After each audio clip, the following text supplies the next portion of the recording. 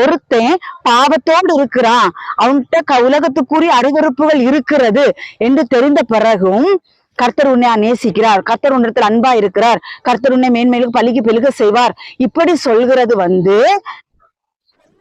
அன்பு என்று வேதவசனம் சொல்லுகிறது.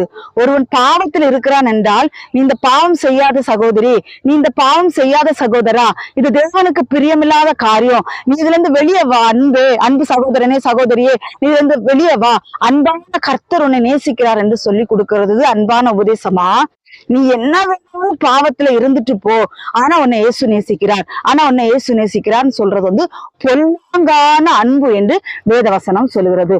உங்கள் அன்பு அன்பானது பிறனுக்கு பொல்லாங்கு செய்யக்கூடாது.